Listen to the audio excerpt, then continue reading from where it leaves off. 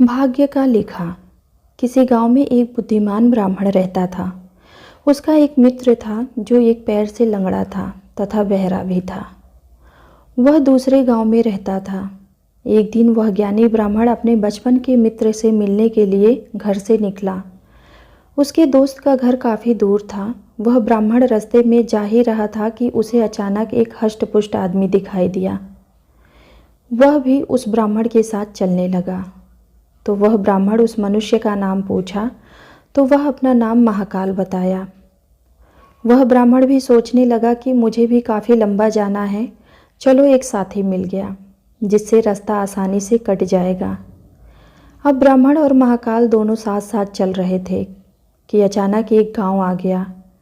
तब महाकाल ने उस ब्राह्मण से कहा कि तुम चलो, मुझे इस गांव में थोड़ा काम है, मैं अभी आ रहा हूँ। थोड़ी ही देर में उसी गांव में एक भैंस ने एक आदमी को लात मार दी। तब तक महाकाल उस ब्राह्मण के पास आ गया और बोला चलो। फिर वह ब्राह्मण उस महाकाल के साथ चलने लगा।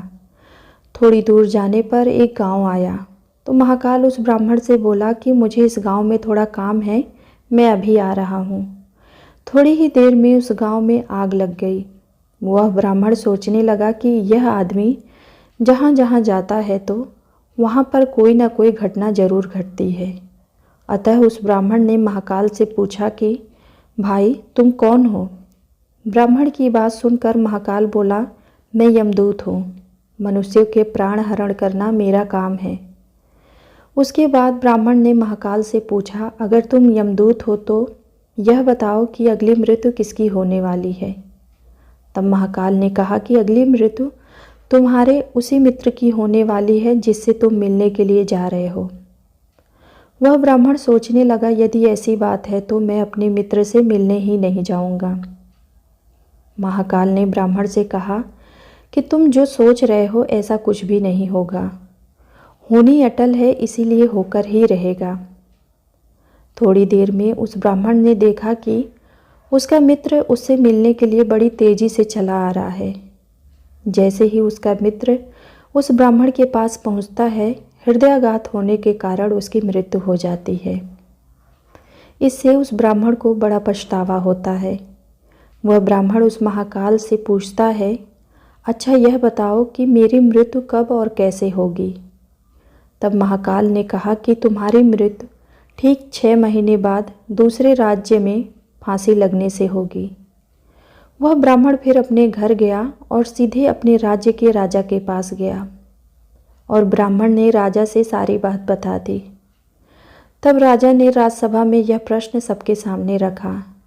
तब उस राज्यसभा में यह फैसला लिया गया कि यदि ऐसी बात है तो वह ब्राह्मण इसी राजमहल में 6 महीने तक रहेगा। राजा ने ब्राह्मण के लिए राजमहल में ही व्यवस्था करवा दी।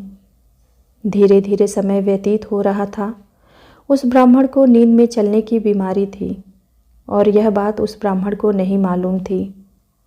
जिस दिन उसकी मृत्यु होने वाली थी उसी रात्रि को वह ब्राह्मण राजमहल से निकलकर दूसरे राज्य के राजमहल में जाकर राजा के शयन कक्ष में राजा और रानी दोनों के बीच में जाकर सो गया।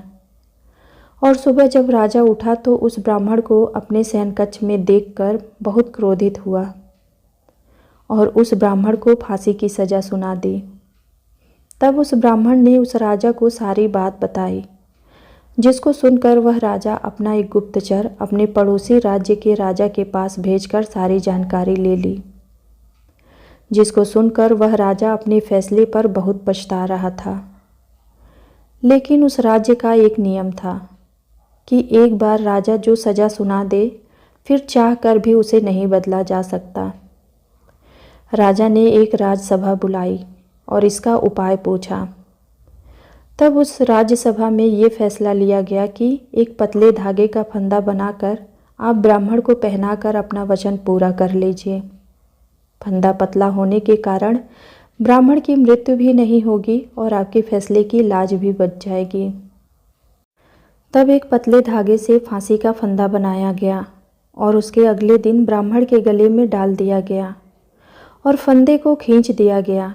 सभी ने यह सोचा था कि ब्राह्मण को कुछ नहीं होगा, लेकिन उस पतले धागे की वजह से उस ब्राह्मण का गला कट गया और खून तेजी से निकलने लगा।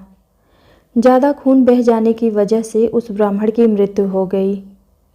हमारे भाग्य में जो लिखा होता है वह हर हाल में होकर ही रहता है, उसे बदला या काटा नहीं जा सकता। उस ब्राह्मण ने अपने बचने के लिए कितने उपाय किए, लेकिन मृत्यु के आने पर कोई उपाय काम न आया तथा उसकी मृत्यु हो ही गई। उम्मीद करती हूँ आप सबको यह कहानी ज़रूर पसंद आई होगी। ऐसे ही नए नए कहानियों के साथ जुड़े रहने के लिए कृपया हमारे चैनल को लाइक और सब्सक्राइब ज़रूर कीजिएगा। धन्यवाद।